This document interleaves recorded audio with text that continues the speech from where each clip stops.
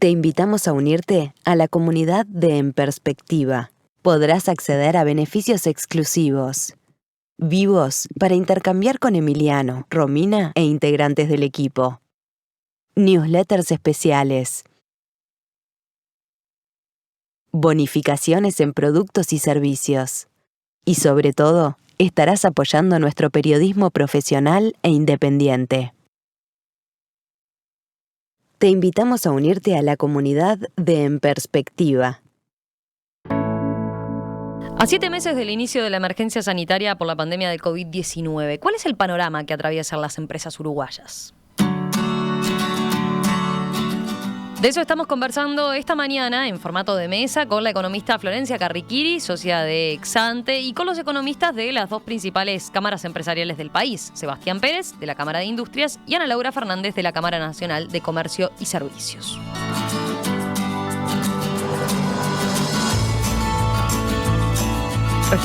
Recién dejábamos picando ahí el tema de qué pasa con el empleo, ¿no? Sebastián decía, bueno, en la industria, si bien el nivel de actividad no está tan lejos de los niveles prepandemia, sí está mucho más rezagado la cantidad de horas trabajadas y sobre todo de personal ocupado, ¿no, Sebastián? Estaba repasando lo que fueron los últimos indicadores en ese sentido. En agosto, respecto a agosto de 2019, bueno, en lo que tiene que ver con horas trabajadas, la caída es de 17%, y en índice de personal ocupado, en agosto, respecto a agosto de 2019, 10,6%. ¿Qué dicen esos datos? A ver, Sebastián, ¿cuál es el panorama que ustedes relevaron ahí de la industria, de qué es lo que está pasando? ¿Hay una ganancia de eficiencia y de productividad? ¿Hay miedo de lo que pueda llegar a pasar? ¿Qué es lo que está operando ahí en materia de contratación de personal?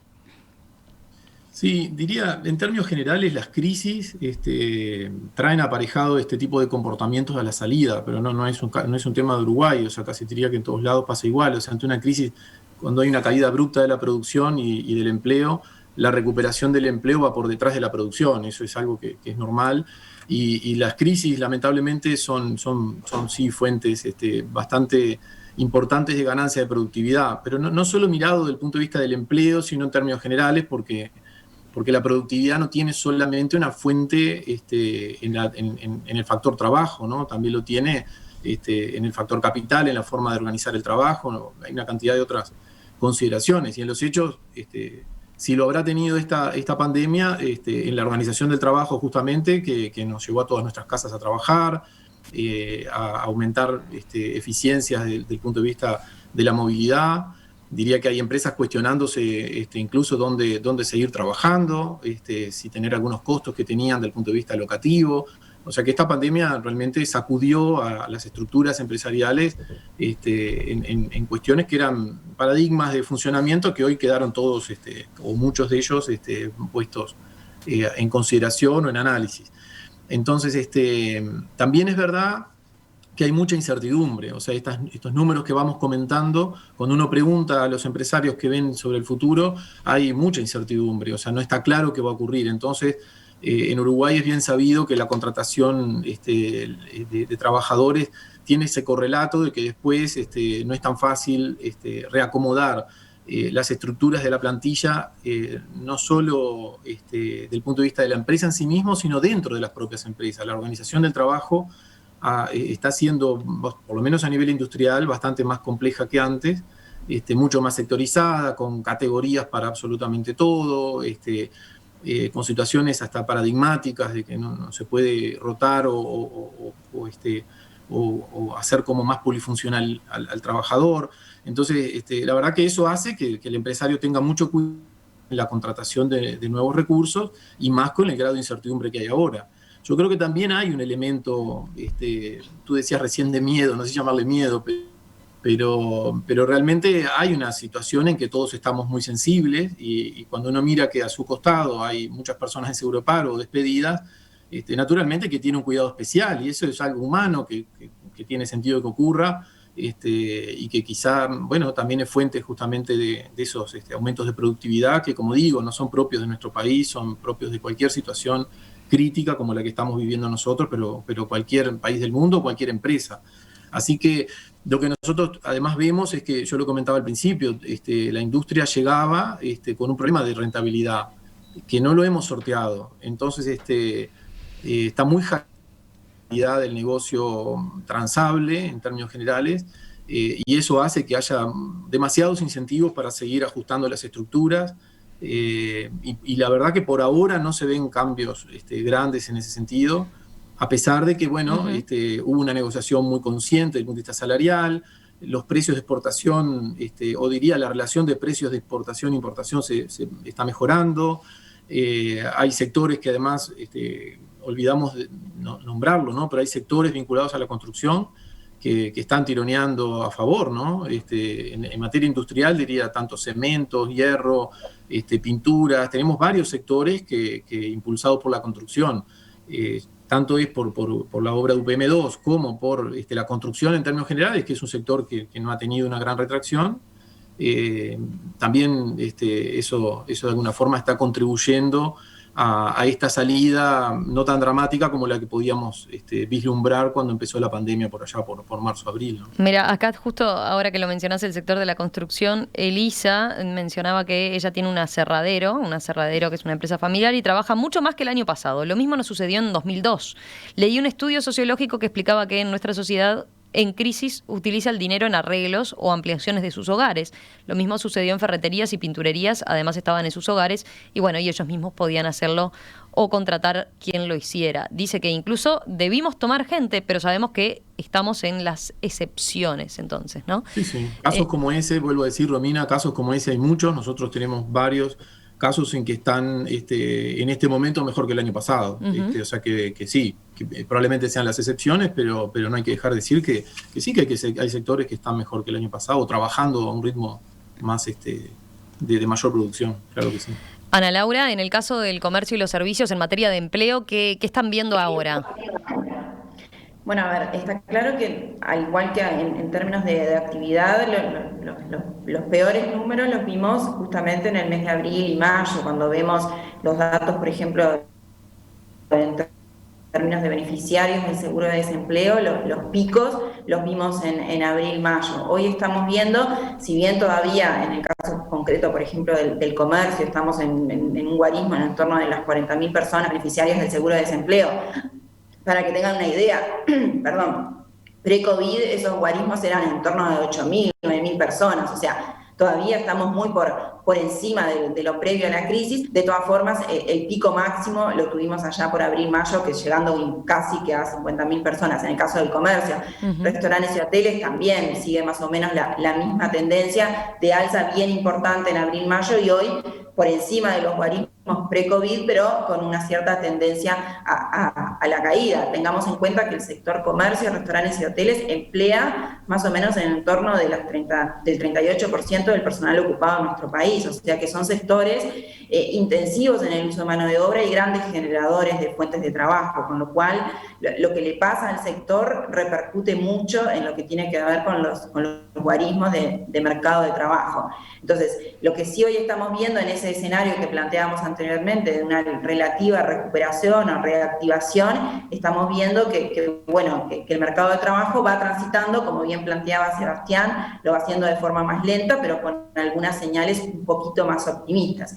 Respecto a esos cambios que se generaron, como bien planteaba Sebastián, respecto a las reestructuras y demás, en el caso del comercio minorista principalmente, fue bien claro todo lo que tiene que ver con la incorporación de la tecnología y cómo eso impactó también en la forma del negocio, todo lo que hace al comercio electrónico, por más que lo vengamos repitiendo una y otra vez, pero es así, o sea, fue realmente un cambio que si bien ya lo venía transitando el sector, pero bueno, esta crisis hizo que ese cambio en muchas empresas lo vivieran de forma mucho más abrupta y se dieran cuenta de que por ahí era el camino para tratar de por lo menos paliar un poco esta situación. Está claro que no todas pudieron embarcarse en ese canal electrónico, algunas empresas porque estaban más rezagadas, otras porque no tenían la estructura financiera, ¿sí?, para poder quizás hacer una relativa inversión para, justamente sumarse al canal electrónico, pero aquellas que lo pudieron hacer, claramente eso impactó en la forma de organizar el negocio y que quizás en algunos casos eso también pueda tener incidencia a la hora de la generación de puestos de trabajo, ¿no? Esa reconversión tecnológica puede hacer que quizás algunos puestos ya no sean necesarios, claro, y sean necesarios otros tipos de puestos, ¿no? Ahí estamos hablando de una creación y una destrucción al final del día, entonces eso también está impactando en las empresas, principalmente del comercio, pero también lo que tiene que ver con la hotelería, también reconvertir el negocio, repensar mi estructura, si tengo, en el caso del comercio, si tengo tantas sucursales, si no, si cambio a tienda electrónica, o sea, todo eso impactó fuertemente en las empresas y muchas de ellas están atravesando ese proceso de cambio y que claramente tiene impacto en el mercado de trabajo. Florencia, ¿qué podemos decir más en general del tema del empleo que veníamos señalando? Porque claramente hay una cuestión, justo el viernes se conocieron los datos, sí, ¿verdad?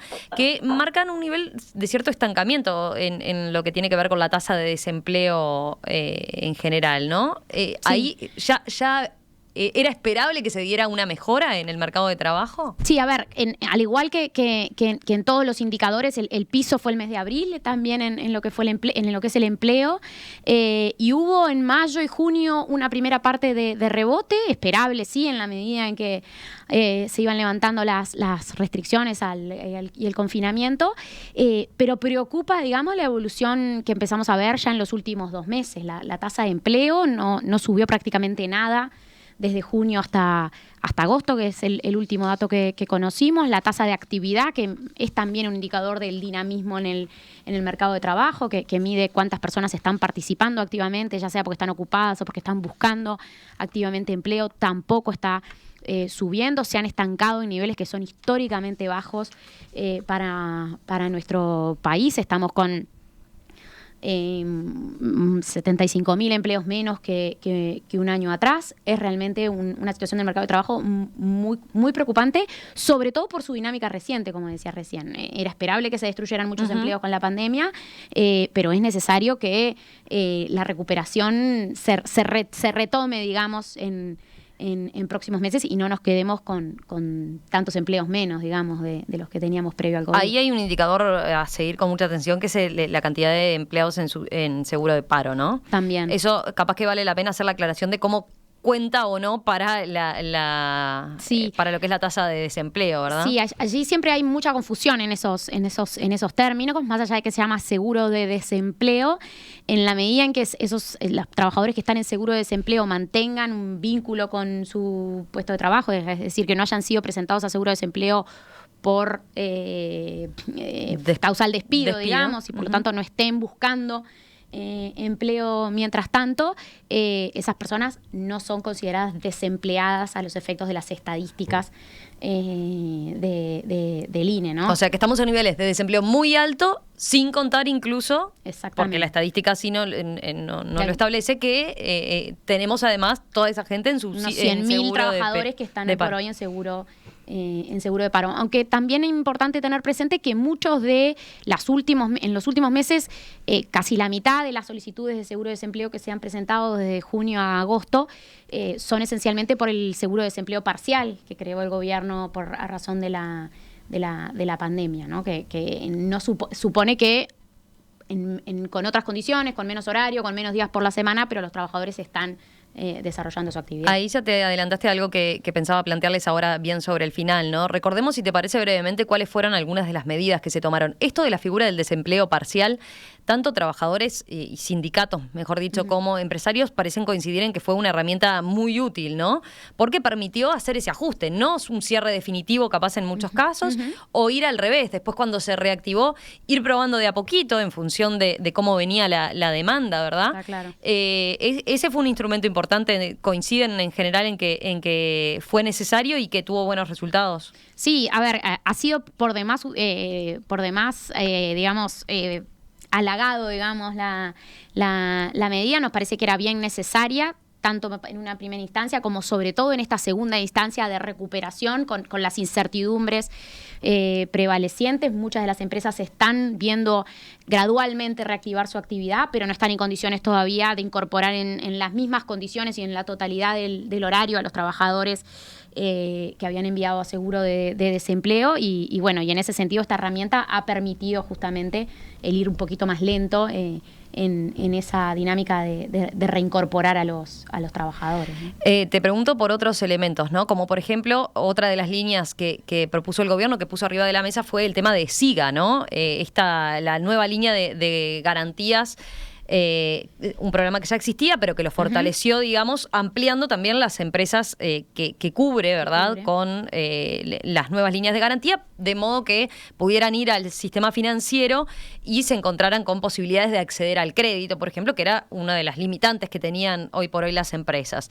En una primera instancia, por lo menos, siempre fue pensado más en aquellas firmas que efectivamente habían tenido una retracción de actividad y las más pequeñas, ¿no? ¿Cómo es el panorama general, digamos, hoy en día que las empresas tienen en relación a eso, a poder acceder a créditos, a cómo viene la perspectiva con el sistema financiero en general, ¿no? Sí, a ver, el SIGA, el que ya está reglamentado y operativo, digamos, hoy por hoy es para esencialmente las empresas pequeñas y medianas. El de las empresas más grandes todavía no está digamos, instrumentado. Sí están, entiendo, en las últimas fases, pero todavía no está instrumentado y busca justamente de alguna manera facilitar el acceso al crédito a las empresas pequeñas y micro y bueno y medianas y hasta medianas también. Claramente el tema financiamiento es todo un tema en crisis como esta, donde los flujos de cajas se frenan abruptamente para muchos negocios. Muchas de las empresas pequeñas no tienen además garantías que presentar ante las instituciones financieras y allí es lo que intenta cubrir este sistema que amplió el gobierno con el SIGA Emergencia. Muchas de ellas tenían que enfrentar además necesarias reestructuras, alargamiento de plazos de sus deudas y bueno, y con el SIGA Emergencia justamente se intentó también contribuir, digamos, a hacer eso un poquito más fácil para este tipo de firmas. Pero bueno, claramente no es la solución a todos los problemas de financiamiento que enfrentan muchas empresas en el país, porque la falta de garantías no es el único problema por el cual algunas de las empresas no acceden hoy a créditos por el sistema bancario, ¿no? Recordemos que también se tomaron exoneraciones especiales por algunos rubros, ¿no? Se fueron anunciando medidas específicas que contemplaban, bueno, exoneración de determinados pagos, según el rubro de actividad que se viera, sobre todo los que se vieron más afectados, ¿no? Y también ahora más recientemente se dio la modificación a la ley de inversiones. Sí. Esto capaz que pensando no en los que sufrieron más, sino al revés, en los que pueden ahora dar el impulso, ¿es así? Y sí, a ver, este tipo de reglamentación o de estímulos a la inversión intentan justamente contribuir a que aquellos que están en condiciones empujen y se decidan a realizar más inversiones. El proyecto realmente plantea estímulos bien importantes, beneficios bastante mayores que los que estaban hasta antes de esta nueva ley, de este nuevo cambio en la ley vigentes. También estímulos bien importantes y más focalizados en la creación de empleos con esas inversiones, por esta misma preocupación de la que hablábamos antes, de la falta de recuperación que está teniendo el mercado de trabajo. Pero bueno, de nuevo, como decías tú, es para aquellos que están en condiciones de invertir, sí, que tienen un panorama de tener renta eventualmente, porque los beneficios son esencialmente... Ahí está, eso es una aclaración importante, ¿no? Las empresas tienen que generar renta para tener una perspectiva de generarlo en los próximos años, más allá de que también en la nueva ley se alargaron los plazos para poder utilizar los beneficios, que eso también es bienvenido en un contexto donde en el corto plazo muchas de las empresas no están teniendo ganancias en este 2020. Ana Laura, Sebastián, ya estamos pasaditos de la hora, pero les pido entonces un comentario final respecto a estos instrumentos que se implementaron de parte del gobierno para atender la situación y cómo han sido utilizados y sobre todo qué entienden que tiene cada uno de los sectores todavía, ¿no? O con ¿Qué es lo que necesita en realidad? ¿Cuáles son las mayores necesidades hoy en día de los sectores? Y si están acorde o no, ¿verdad? A ver, Sebastián. Sí, Sí, en realidad, el seguro de paro parcial creo que sí, que hay consenso en que fue una muy buena medida. En realidad, la industria ya tenía el seguro de paro parcial para todos sus trabajadores jornaleros, no es una novedad, pero lo que sí fue que mucha gente no sabía que ese mecanismo existía y fue como promocionado por la vía del seguro de paro para los mensuales, que dentro de la industria se contrata básicamente o principalmente jornaleros, y era un mecanismo que ya existía y que la verdad que fue una muy buena medida, muy utilizada, porque la flexibilidad justamente que daba el mecanismo era muy importante para organizar la producción. Diría que en términos generales las medidas que se han tomado desde ese punto de vista han sido todas bienvenidas. Creo que la principal, y que no hay que olvidarse, fue la decisión de no confinar absolutamente al país y seguir trabajando. Creo que eso es lo más importante del punto de vista de las medidas que se tomaron, más allá de que después paliativos y modificaciones, pero creo que esa fue la fundamental para hoy estar como estamos. Y lo otro, que respecto al tema de la reglamentación de ley de inversiones, bueno, yo creo que ahí tenemos una oportunidad como país, porque realmente los beneficios son potentes y enfocados en los que tienen renta, lo que decía Florencia, o sea, los plazos son muy largos y si nosotros hoy que estamos realmente, no sé si llamarle de moda, pero estamos siendo conocidos en el mundo por nuestro manejo sanitario de la pandemia, creo que podemos nuevamente tener una ola de inversiones y esto va a ayudar mucho a que eso ocurra. Y del punto de vista del empleo, los beneficios para la creación, o sea, cuando las empresas crean empleo, los beneficios son potentes. Incluso nosotros le propusimos al Poder Ejecutivo una medida que prosperó, y es que no necesariamente se computa un empleo cuando la persona trabaja 8 horas, sino que trabajando 6 horas diarias, o sea, 30 horas semanales, se computa como un empleo para conseguir un punto por el lado de empleo. O sea que desde ese punto de vista también es bastante favorable, principalmente para estas primeras épocas que van a ser difíciles, porque si algo venía complicado, y la verdad que estos trimestres siguió igual, es la inversión. Y crear empleo sin invertir parecería difícil, ¿eh? O sea, magia no se hace. La mayor necesidad desde ese punto de vista, la reglamentación de la ley de inversiones, más algunas otras medidas, como por ejemplo permitir, que está en la ley de presupuesto, permitir que las empresas puedan deducir las pérdidas de ejercicios anteriores, y más en estas épocas donde las pérdidas van a ser importantes, no deja de ser una señal al inversor muy favorable para que confíe en Uruguay y en su clima de negocios para seguir invirtiendo y haciendo negocios. Se nos quedó un poquito la comunicación ahí, pero sobre el final quería volver a lo que habías comentado, Sebastián, respecto al tipo de cambio, ¿no? En todo caso, para las industrias lo que está siendo más necesario es la suba del dólar a nivel local, ¿no? Para no perder competitividad con mercados relevantes donde el dólar sí efectivamente está subiendo, ¿no? Ana Laura, para cerrar, te traslado la pregunta a ti. Ahí, ahora sí. Para complementar un poquito, para no repetir lo que ya decían los otros compañeros, en el caso concreto de lo que es el comercio específicamente, si hay un tema que hoy nos preocupa, que siempre nos ha preocupado, pero que hoy en mayor medida, y que quizás hoy está un poquito frenado porque tenemos el cierre de fronteras, pero está claro que cuando hablamos de relación de precios, ¿sí? Cuando hablamos contexto regional, ahí una de las principales dificultades que enfrenta o que va a enfrentar o que avisoramos que puede ser un problema complejo para el sector comercio es lo que tiene que ver con la actividad informal, todo lo que tiene que ver con el contrabando y cómo eso impacta en las empresas constituidas legalmente, ¿no? Ya es hoy un problema, pero que en cierta forma está mitigado o está aplacado por el cierre parcial de fronteras. Entonces, bueno, ahí es una problemática. Eso, a ver, cuando hablaban y planteaban, bueno, las problemáticas que hoy enfrentan las empresas en realidad son las mismas que enfrentábamos previo a COVID. Cuando hablamos de entorno de negocios propicio para las inversiones y las restricciones que las empresas mantenían, hoy esas restricciones siguen vigentes, en algunos casos se potencian, ¿no? Entonces, en el caso, por ejemplo, específico, como les planteaba, el contrabando es un factor que afecta a las empresas y que bajo esta situación y pensando en meses para adelante, lo avisoramos como un problema en el cual debemos de atacarlo. Así estamos trabajando, pero bueno, va a ser un factor clave también para la performance de las empresas del comercio específicamente, ¿no?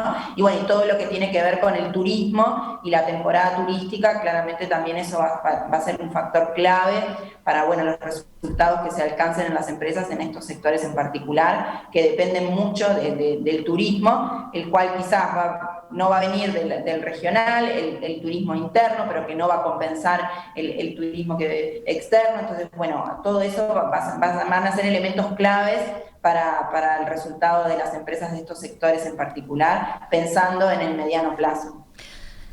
Florencia Carriquiri, Sebastián Pérez, Ana Laura Fernández, gracias a los tres. Un placer tenerlos esta mañana aquí en Perspectiva y gracias por ayudarnos a completar de alguna forma o tratar de por lo menos pasar raya a cómo viene el panorama para las empresas uruguayas con esta diversidad de situaciones, entendiendo de que siempre es difícil cubrir a todas, pero bueno, por lo menos nos dieron esta perspectiva para saber dónde está parado entonces el sector empresarial. Gracias a los tres.